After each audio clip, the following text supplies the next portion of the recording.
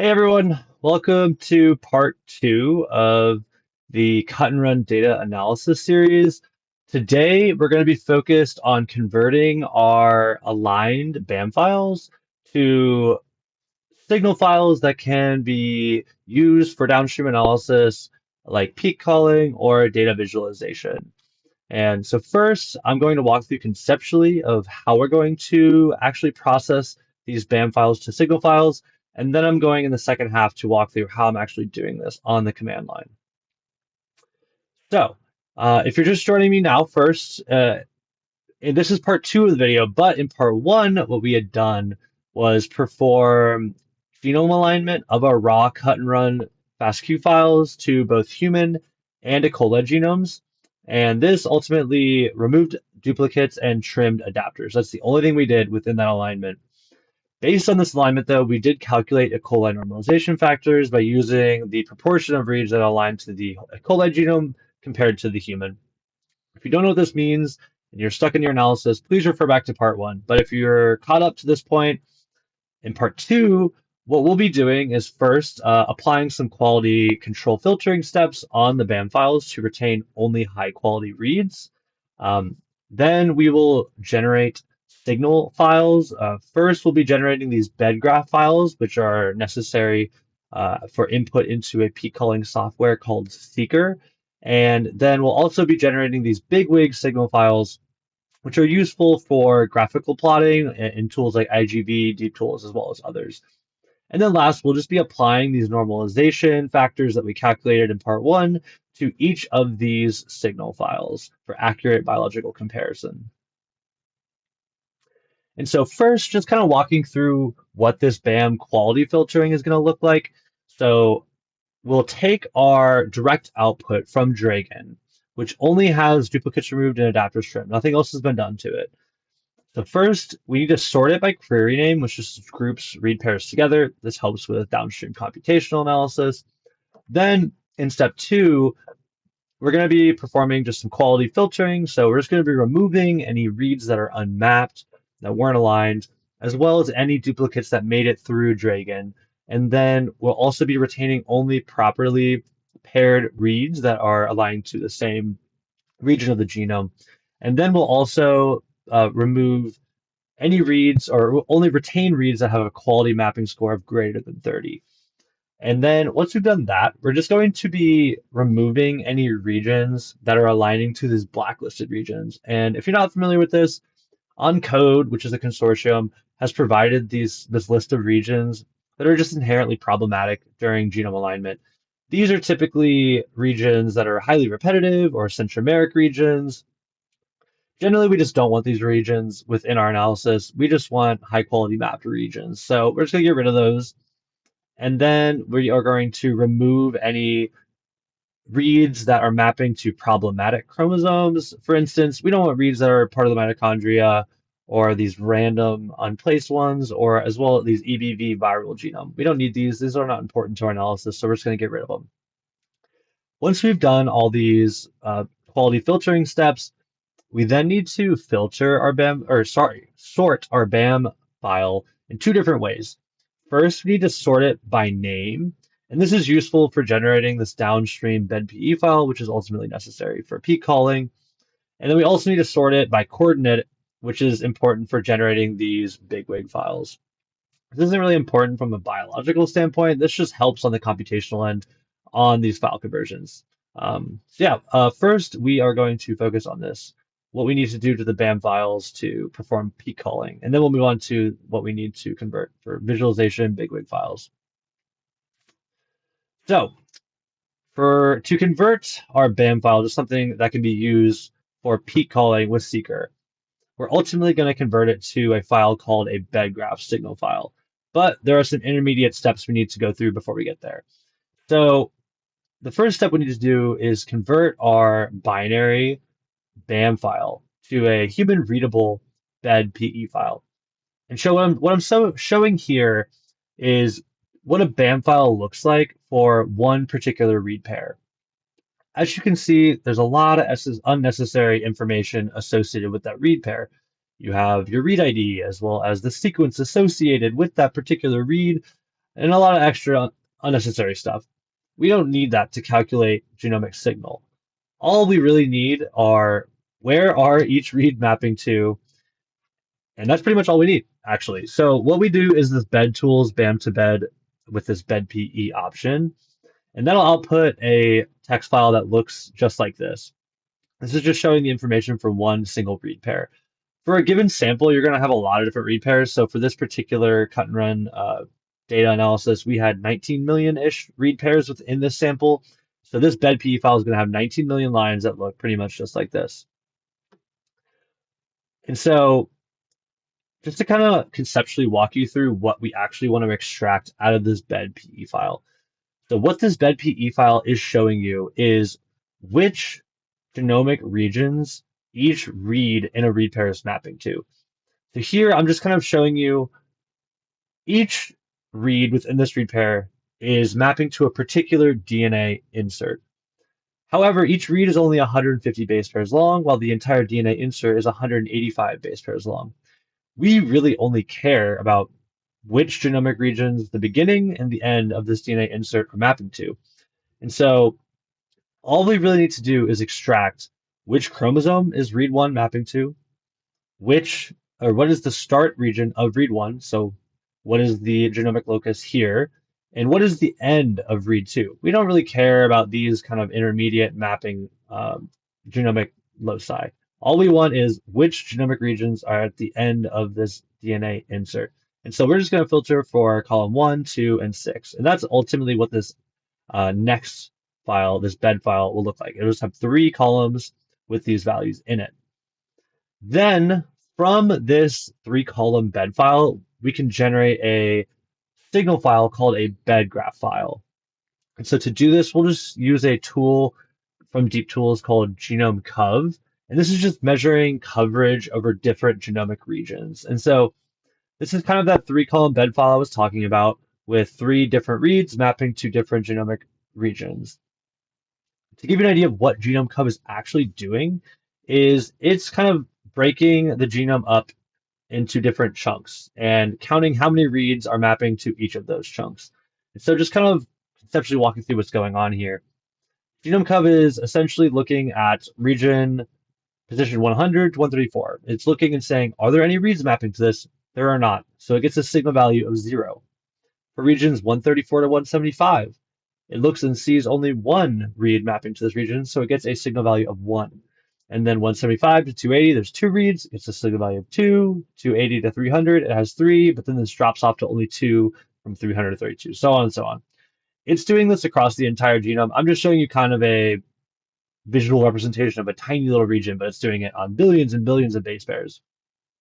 And so ultimately, this is a signal file looking at genomic signal across the entire genome, this bedGraph file. But we need to do one more step before we can perform p-calling with it. We need to apply this normalization factor we calculated in part 1 of this series. So these are raw signal values. However, this is not true biological noise or signal. What we need to do to obtain true biological signal is multiply by our calculated normalization factor. And all we're doing here is multiplying the signal value by our normalization factor. Super straightforward arithmetic. 0 times 2.01 is 0. 1 times 2.01 is 2.01. 2 times 2.01 is 4.02. So on and so on. It's just multiplying each of those signal values by your normalization factor. Ultimately, this normalized bedGraph file is what's fed directly into Seeker to perform p-calling. I'm not going to walk through how to perform p-calling today. That'll be in our next part of the series. But this is ultimately how you get to the input files for p-calling. All right, now moving on to the second type of signal file called a BigWig file. This one is a very similar idea to that graphical representation I had shown you, but it's a little bit, from a computational side, easier. All we're really going to be doing is converting this BAM file to a BigWig using this tool called BAM coverage. And largely these files are relatively similar in terms of the signal or coverage values that are actually being represented. As you can see, I'm showing BigWig and BAM files within IGV, and if you compare this kind of coverage track to the BigWig, they're largely almost identical. It's the same data being presented in here.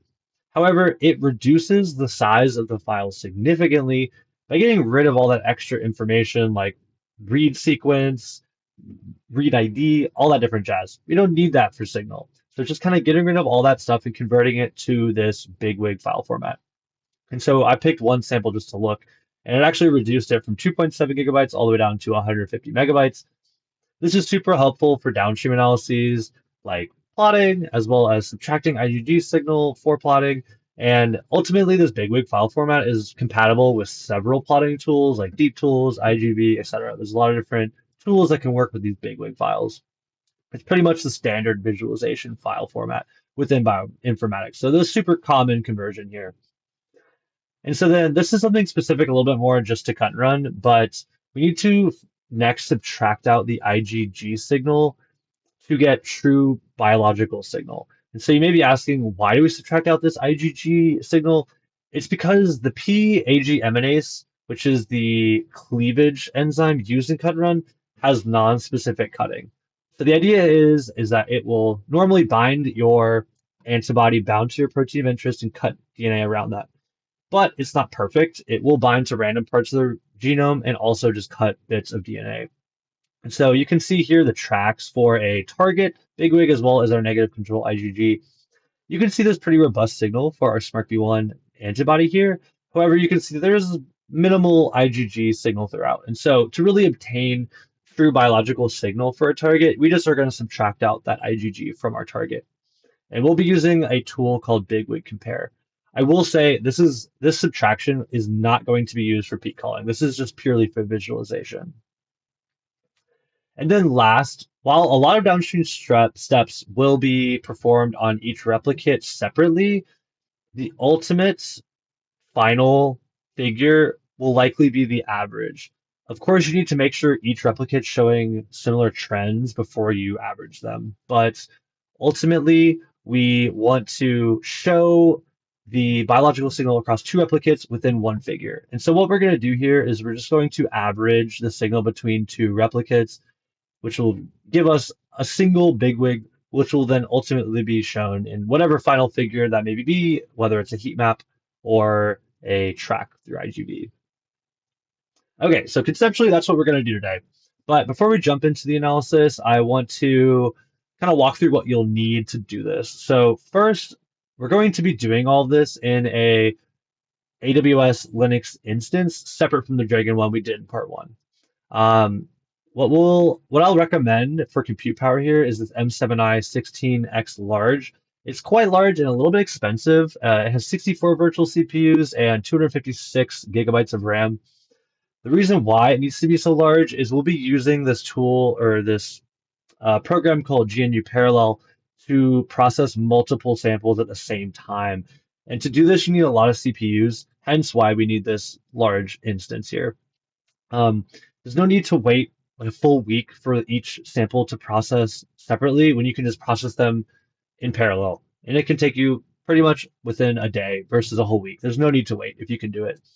And then also, I recommend the EBS storage to be around 1 TB. These intermediate files can get quite large. So just make sure you have enough storage to place them before you delete the intermediate files. And then just lastly, the tools we'll need for this analysis, like I said, we'll be using GNU Parallel. This is very easy to install. You just type the sudo yum install parallel on your AWS Linux instance. And then we'll be using 3 bioinformatics tools, first SAM tools, then bed tools, and deep tools. I installed these with Bioconda, but if you have another way to install them, by all means, go ahead and do it. Just make sure these 4 programs, parallel, SAM tools, bed tools, and deep tools, are within your path, and this all should work relatively straightforward. All right, so now that we've covered conceptually what's going to go on, let's move now to the actual command line. Okay, so before we begin on this computational analysis, I assume you have launched your own AWS instance with the specifications I just explained. There are first a few things we need to do before you begin the first BAM filter analysis.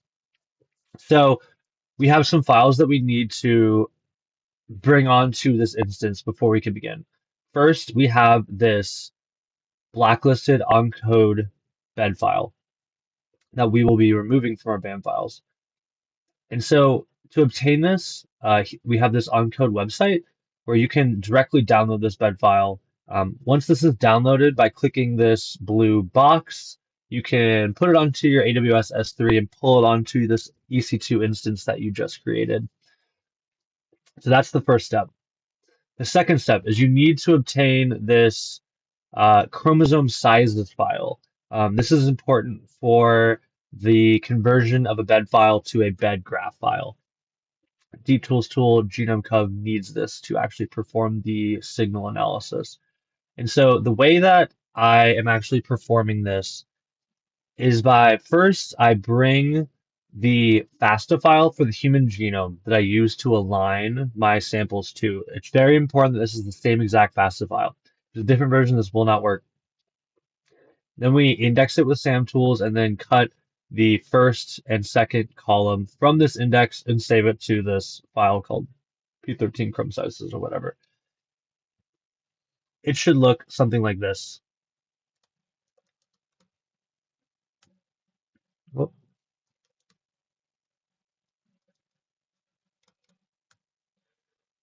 So this is just providing the length of each chromosome as well as any contigs that are present within GRCHP13. And so then that's the second file you need to bring onto this. As you can likely see, there are a lot of BAM files. So, like I said in the first part, we had saved all of our human aligned BAM files onto our S3. What we need to do is pull those BAM files as well as the associated index files from the S3 into this file or folder. I call it BAMs. You can call it whatever you want, but ultimately these have to be in the same directory as your blacklisted and your chromosome sizes file. Last, another file we need to generate is this filenames.txt. And so what this is essentially providing is a list of file names that we can iterate through as we run our BAM processing PE code chunk. The way that you can quickly generate this is essentially seeing what files are in this directory once you pull the BAM files on. Then you can substitute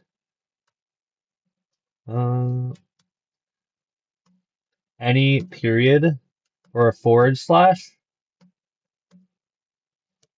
globally.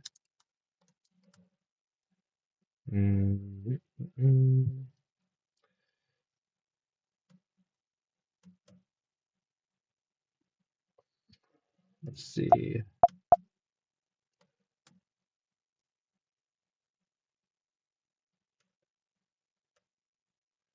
Let's see if we do more.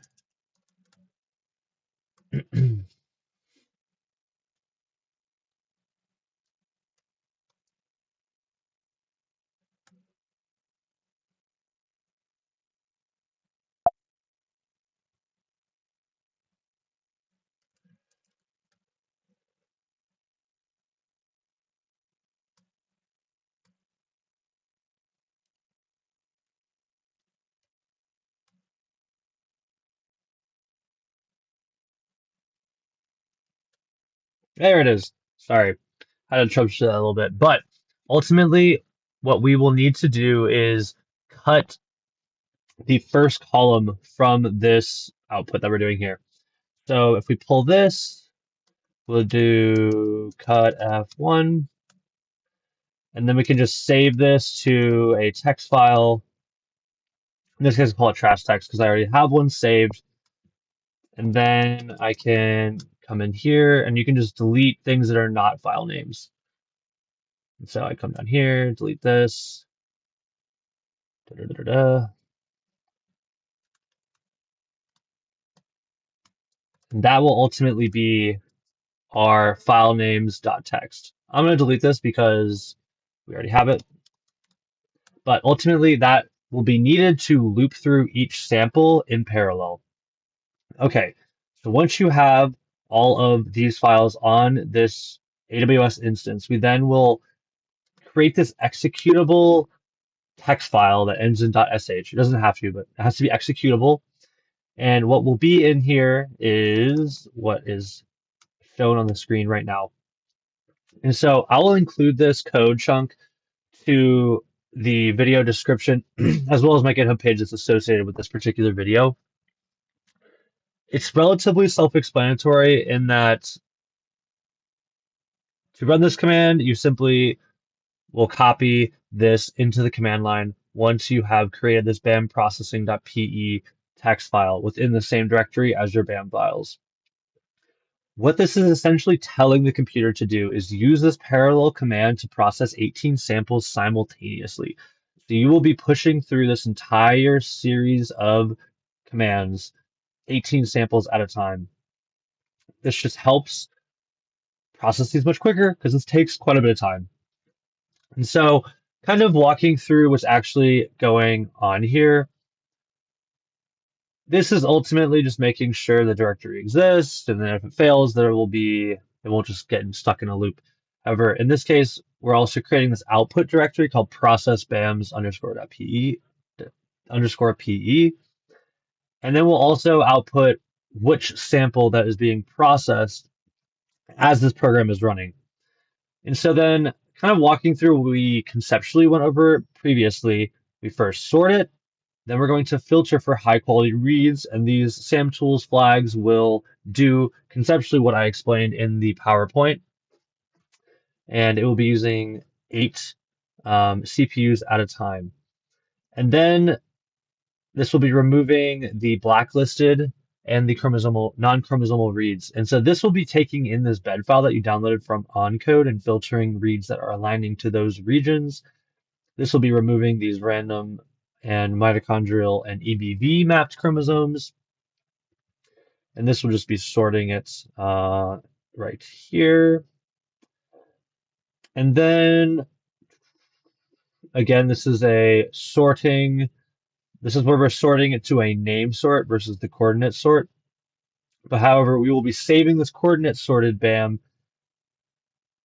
and indexing this coordinate sorted BAM for downstream BigWig file generation. Then we're going to take the name sorted BAM and convert it to this bedPE that we walked through in the previous video using this command. We will then remove the intermediate name sorted BAM file here. Here we're going to be filtering the bedPE file for read pairs that map to the same chromosome and are under 1,000 base pairs. We don't want any crazy long base pair or read pairs here because those are likely not very well, they're not realistic read pairs because we only sequence 150 base pairs. It should not be exceeding 1,000 base pairs. So this is just an extra QC step, likely doesn't actually include that many reads. And then we'll be removing this intermediate bedPE because we have this now clean bedPE. And then in this case, we'll be extracting chromosomes 1, 2, and 6 that I talked about before just to get the chromosome start and end of the DNA insert, as well as sorting it. And then we'll take that sorted clean bedPE file and perform this signal coverage analysis using GenomeCov. And this is where the chromosome sizes file that I just talked about will be used to generate this bedGraph file. And then we will sort this bedGraph file just to facilitate downstream processing steps. So that's kind of what's going through within this BAM processing.p or .sh code chunk. To run this file, like I said, you will copy this, paste it into the command line. I'm not going to run this right now because this actually takes quite a long time to run, but I'll show you what the output will actually look like. So if we navigate into our process BAM's PE, as you can see, there's a lot of output files that are associated with the running of this BAM processing underscore PE. And so just to kind of recap, that BAM processing PE is going to perform the BAM quality filtering and perform the conversion to the bedGraph signal file format. That bedGraph file format is not normalized yet. We still need to perform normalization, and we still need to generate our BigWig files and perform normalization and IgG subtraction. So I'll go over that in just a second. I just wanted to give a super quick addendum. when I had shown this text, I forgot to do one extra step that will be required. Just make sure you use unique here so that you're not copying the same file name over and over and over. Whoop, sorry, you get rid of the UE. There it is. And so then in this case, that will make sure that there are no repeats. That make sure you only keep the unique values for each of these. So just wanted to show you that. Make sure you still delete these, but that is how you can create that file names.txt. Pretty straightforward. Okay, so now I'm going to walk through how to perform the bedGraph normalization based on the normalization factors we calculated in part one. So what we'll be using to do this is this code called normalize.sh. And so in this case, we are essentially creating this function called normalize bedGraph, where we're going to take the input from a file that we're calling normalization factors.tsv. And that will allow us to provide the input file as well as the output file. And we'll be using the normalization factor as a multiple to multiply each of the values in column 4 by that normalization factor, similar to how I explained within the video. And if that input file does not exist because our normalization factor's CSV file was messed up in some way, it will output which ones we're missing. But to run this command, you need to have Parallel installed. You also need to have this normalization factors TSV file within the same directory as your sorted bedgraph file that was outputted from the previous processed BAM's PE code chunk. So this is going to be very similar to the file names file that we had generated for the previous command. However, in this case, we will have a header that has prefix and factor. And that will be excluded with this command here. But what we need to do is put the associated normalization factor with the associated sample name.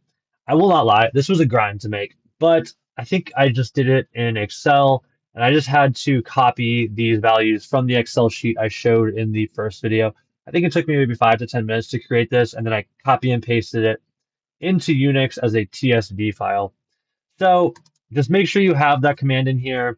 That will now allow you to run this normalize.sh command, and that will then create this normalized bedgraph output. And so I'll kind of just show you what these look like once they've run.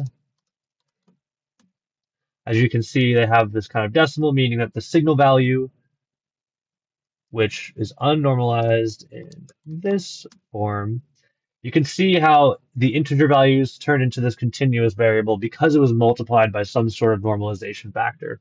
That's all that's actually happening here. Okay, so now we've generated our normalized bedgraph file. We will now perform conversion of our BAM files to BigWig files. Okay, so now that we've generated the normalized bedgraph files that we'll use for peak calling, we're going to move on to the next type of signal file here called a BigWig file.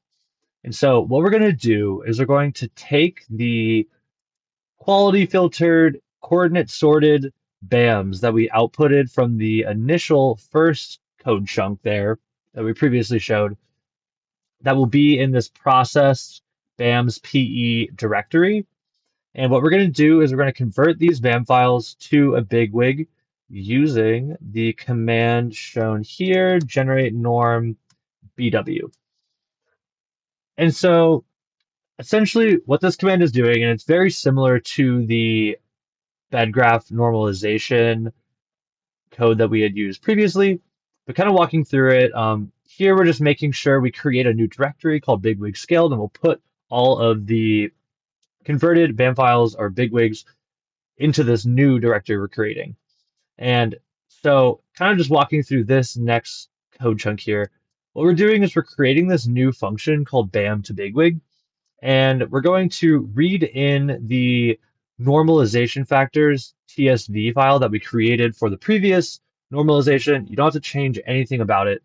And just as we did before, we're going to read in the prefix, which is in column 1, and the associated normalization factor with that prefix, which is in column 2.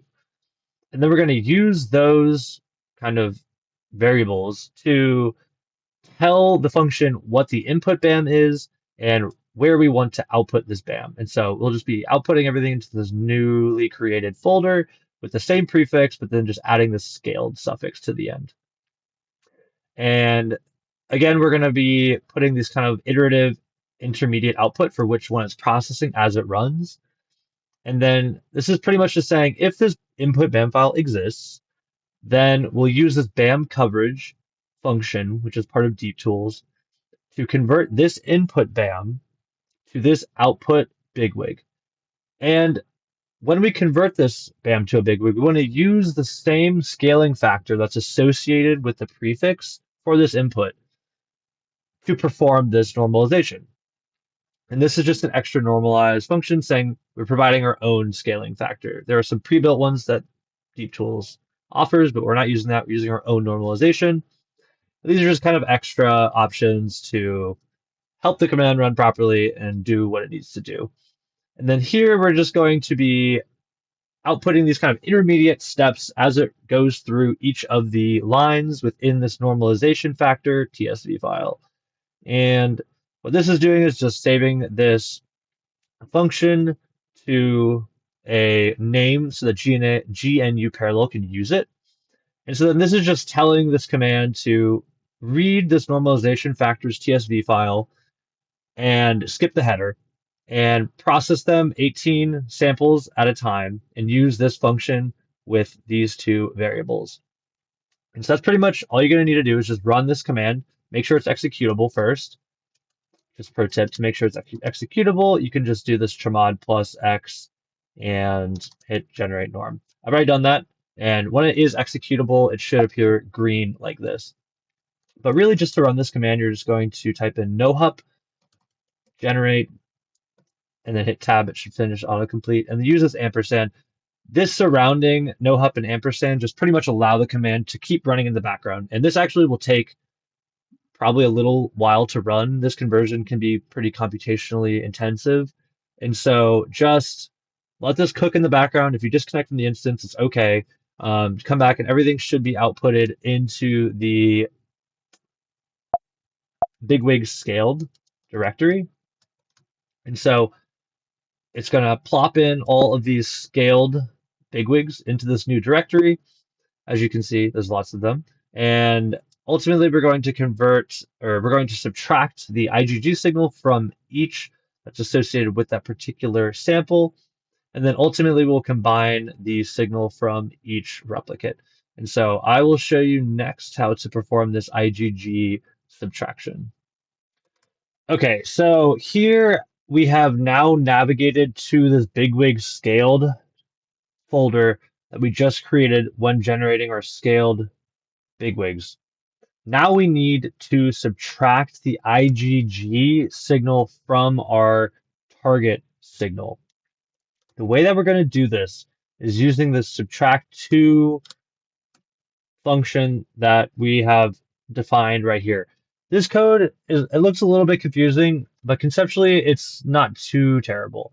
Essentially, this code can be modified to fit any number of marks, any number of replicates, as well as any number of samples that you have. You can just edit what is here in these 3 rows. What is essentially happening is we have 3 nested for loops that are going to, for each sample, loop through each mark and each rep separately. All it's going to be doing is assigning the scaled BigWig to this chip variable, assigning the IgG scaled to this IgG, and it's going to write this to this output file that has the sample mark and rep. Essentially, what's going to be happening here is like if these 2 files exist, then it'll output which one is processing, and then it'll do this BigWig compare where the input for the first one is the target BigWig for your protein of interest. Here's your IgG BigWig for that you will be subtracting. You'll say the operation is to subtract. We'll make the bin size 50 here so this calculation is quicker. And we're going to skip NAs. These are all, and we'll use 4 processors at once for each sample that we're processing. And it will output when it's done with each. And if it fails, it'll output this and put it into a temp file. And if it can't find it, it'll output this. Essentially, what we're showing here is that 12 samples will be running at the same time. And so all you really need to do to run this, and I'm not going to run it here, is type in that, hit enter, make sure it's executable, and that will essentially run this subtract IgG, essentially outputting these, oh, where is it? Anything that says IgG subtracted is your BigWig file for each replicate with your IgG subtracted, as this output file suggests. So that is how you perform the IgG subtraction. Again, this will be on the GitHub and in the video description. Okay, and so now last thing for this particular video, but I'm going to be showing you how to combine both replicates to an average of both replicates for a single BigWig. And so similar to the previous one, we will essentially be doing 2 nested for loops instead of 3. So this we'll be using this average replicate signal 2 command. We will not need to include replicates here because that will be included within the names here for the inputs. We just need to include the mutant values and the target values. Again, these can be modified for whatever experiment you're using, whatever mutants or whatever samples you're using, whatever targets you're targeting. You can just switch these out for what you're doing. And then within these 2 nested for loops to make sure it iterates over each sample, each target for each sample, it'll have the input for rep 1, input for rep 2, and then the output, which will have the suffix average 50 base pair. Very similar to what we did in the previous command, except in this case, instead of subtract, we're just going to do mean. And we'll bump up this bin size to 50 as well to speed up computation. And there will be 18 processors assigned for each sample. This one runs relatively quick, and it has the same intermediate output. If it finishes one, it will have this check mark, and if it is missing a particular input file, we'll put this X just to let you know if you need to reiterate this if any missing files are present. And so ultimately that will output this average 50 base pair, BigWig. This can then be directly loaded into IGV and loaded into Deep Tools to perform heat map analysis. Whatever you want to do with these BigWigs, these are an average of 2 biological reps. And yeah, that's pretty much the end of this. I know this was super high level. This was assuming you have at least a decent knowledge of how to work within a Unix operating system, but I just wanted to show you exactly how I'm doing this on the command line. And yeah, if you have any questions about how you can apply this to your own data set, please let me know. I'm happy to help you in any way I can. And yeah, so that's the end of part 2 today.